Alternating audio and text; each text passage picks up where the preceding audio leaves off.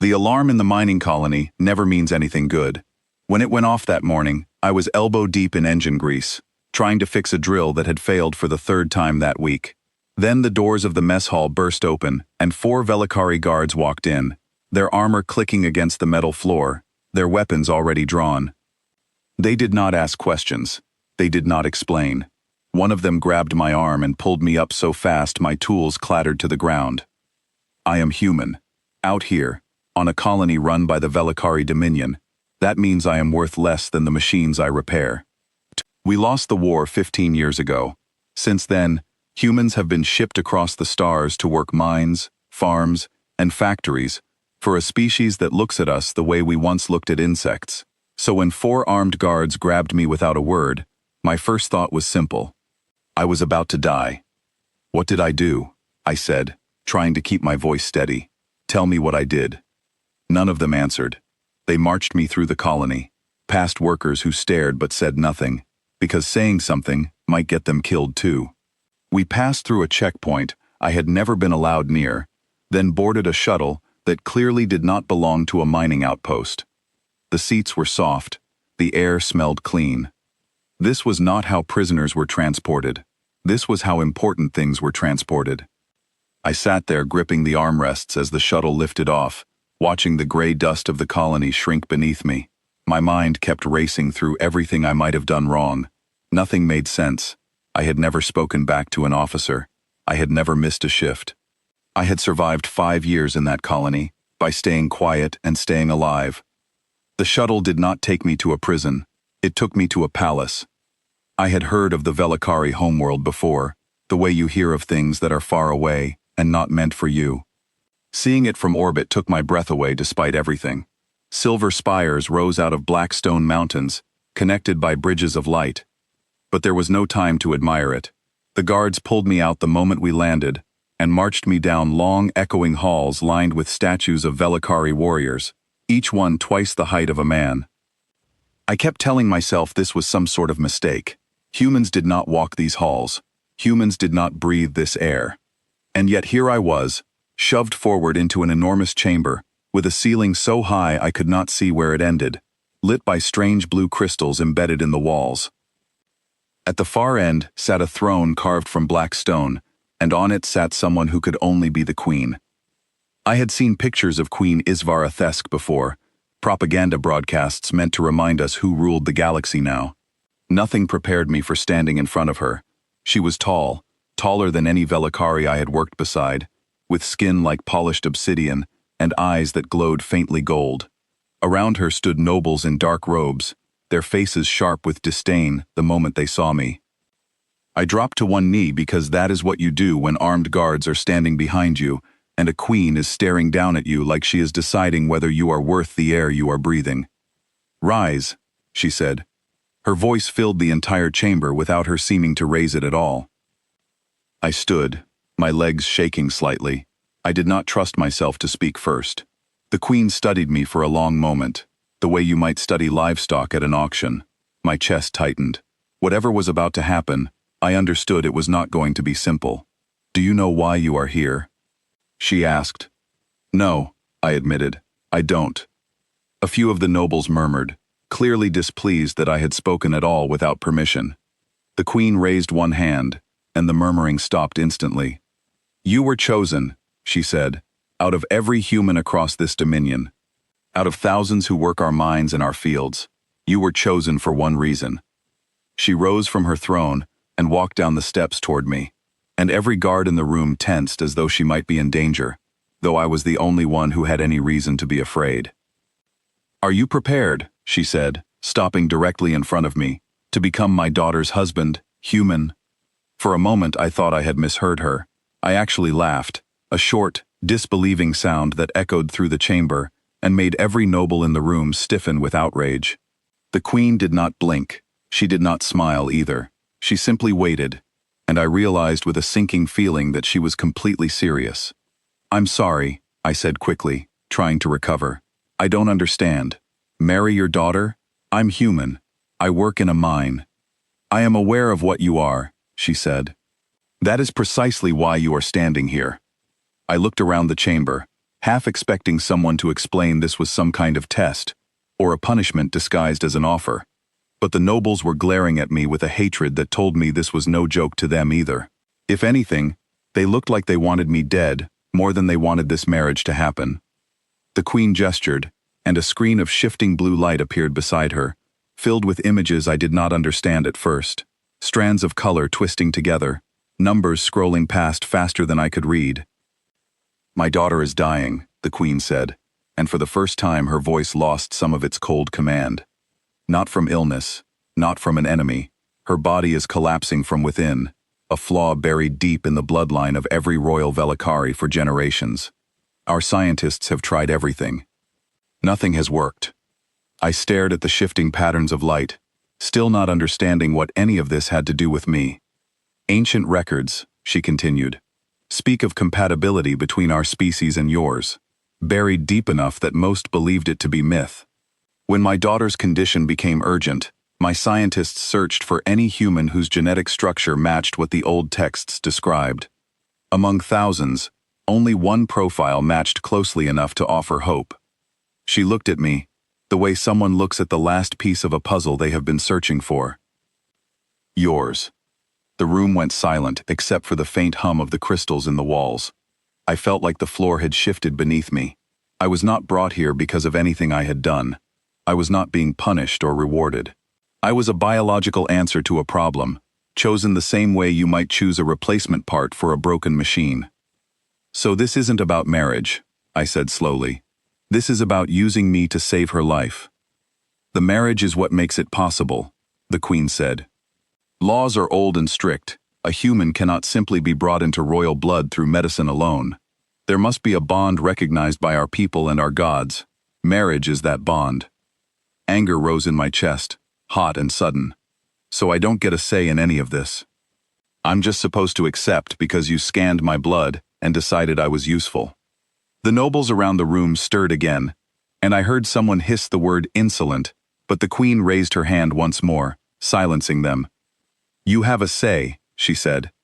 "That is why you were brought here, to hear this from my own mouth, rather than simply ordered to comply.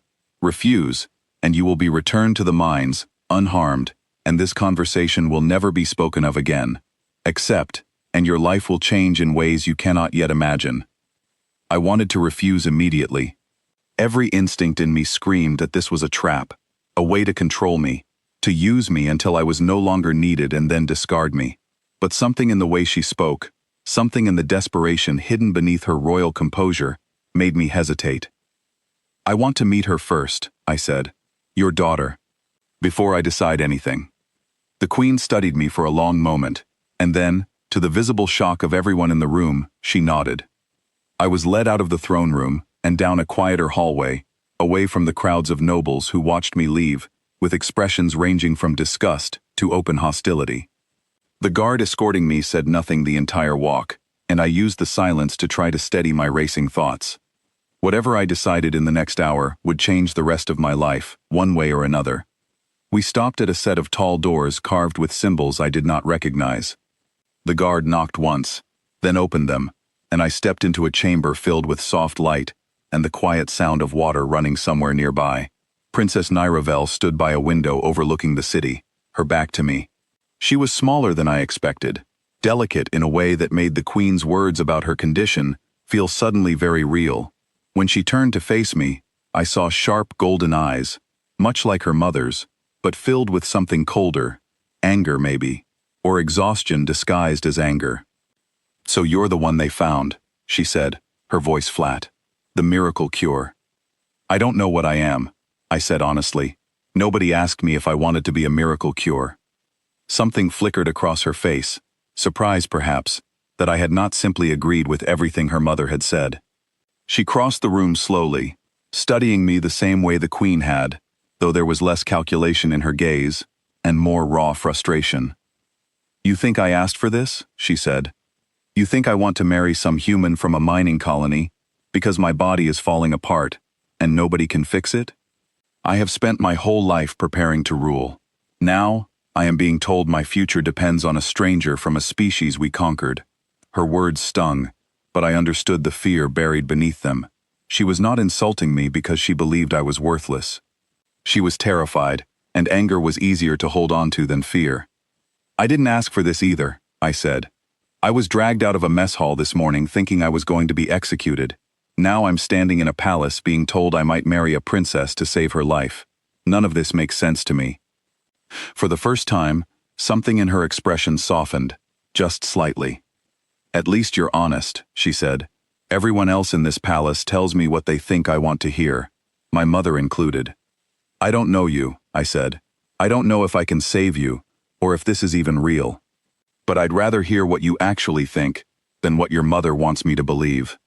She studied me for a long moment, then walked to a chair near the window and sat down carefully, as though the effort of standing too long tired her more than she wanted to admit. There are nobles in this court, she said, who would rather see me die than see me married to a human. They believe it would stain our bloodline forever. Some of them have already spoken openly against my mother's plan. If you accept this, you will not just be marrying me. You will be standing in the middle of a fight that has nothing to do with you. Your mother mentioned something like that, I said. She didn't give me details. My mother rarely gives anyone details, Niravel said, a faint, bitter smile crossing her face. She believes people function better with less information. I disagree. She waved her hand, and a screen similar to the one in the throne room appeared, showing faces I did not recognize, alongside notes in a language I could not read. These are the families most opposed to this marriage, she said. Some believe it is an insult to royal blood. Others simply see an opportunity, a reason to challenge my mother's rule while she is distracted by my illness. If you agree to this, they will not just despise you, they will try to remove you from the picture entirely, in whatever way they believe they can get away with. I stared at the faces on the screen, feeling the weight of what she was describing settle over me. This was not simply a marriage born of desperation, it was a political storm waiting to break, and I would be standing at its center the moment I said yes. And if I say no? I asked. Then I likely die within the year, she said simply, without drama, as though she had already made peace with the possibility. And you go back to your mine, and none of this ever happened. The silence between us stretched long and heavy. I thought about the years I had spent in that colony, keeping my head down, staying alive by staying invisible.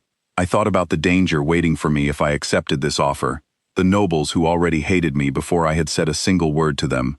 And I thought about the alternative, walking away from a person who was dying and pretending I had never been given the choice to help. Why me? I asked finally. Out of everyone, why does it have to be me? Because the science says it does, she said. Whether either of us likes it or not. I looked at her, really looked at her, and saw past the anger and the exhaustion to someone who had been handed a fate she never chose, just like I had. We were not so different in that moment, two people caught in the machinery of something much larger than ourselves. If I do this, I said slowly, it won't be because your mother summoned me, and I was too afraid to refuse, and it won't be because I feel sorry for you. If I do this, it will be because I decide to, on my own terms, as an equal, not as some tool your family found useful. She raised an eyebrow, clearly not expecting that response. Equal, she repeated. Do you understand what that word means in this court? Humans are not considered equal to anyone here. Then maybe that needs to change, I said, surprising myself with how steady my voice sounded. If I'm going to stand in the middle of a fight I didn't start, I'm not doing it as a prisoner. I'm doing it as someone with a say in what happens next. For a long moment, she said nothing, studying me with an expression I could not quite read. Then, slowly, she nodded. My mother will not like those terms, she said. Your mother already got what she wanted the moment I agreed to meet you, I said. She can accept a few conditions. We returned to the throne room together, and I watched the reaction ripple through the gathered nobles the moment they saw us walk in side by side. Whispers spread through the chamber like fire through dry grass, and I felt every eye in the room studying me, searching for weakness. The queen rose from her throne as we approached, her expression unreadable. You have made your decision, she said. It was not a question. I have conditions, I said, before she could say anything else. The chamber went utterly silent. the kind of silence that feels like it could shatter at the smallest sound. Conditions, the Queen repeated, and I could not tell if she was amused or offended. If I do this, I'm not simply a solution to a medical problem, I said, forcing myself to keep my voice steady, despite the dozens of hostile eyes fixed on me. I stand beside your daughter as her equal, not beneath her, and not beneath anyone in this room. If nobles wish to challenge that, they challenge me directly, not in shadows and whispers. A noble near the front stepped forward, his face twisted with contempt. You dare set terms in the presence of the Queen. I dare because your daughter is dying, I said, turning to face him directly, and none of you have found a way to save her. I have. That earns me the right to speak. The chamber erupted into murmurs, some outraged, some quietly considering. The Queen watched the exchange without interrupting, her golden eyes moving between me and the noble who had spoken. Finally, she raised her hand, and the room fell silent once more. The human's terms are accepted, she said, and the finality in her voice left no room for argument. Let it be known throughout the Dominion that this marriage is not simply an act of desperation, but a choice made with full understanding on both sides. I glanced at Nyravel, who was watching me with an expression that had shifted from cold calculation to something closer to respect. It was not trust, not yet, but it was a beginning. As the nobles filed out of the chamber, their glares lingering on me like heat from a fire, I understood clearly what I had just agreed to. This was not the end of danger. It was the start of it. I had walked into a palace as a prisoner and would walk out bound to a princess whose life depended on science no one fully understood, surrounded by enemies who wanted us both to fail. But for the first time since the war ended, since humans became property instead of people, I felt something I had not felt in years. Not fear, not resignation, purpose. Whatever came next, whatever battles waited in the shadows of this palace, I would not face them as livestock chosen for slaughter. I would face them as someone who had chosen, with open eyes, to stand where no human had ever been allowed to stand before. And somewhere deep down, beneath the fear and the uncertainty, I understood one final truth. The Dominion believed they had simply found a cure for their princess. They had no idea what they had actually invited into their halls.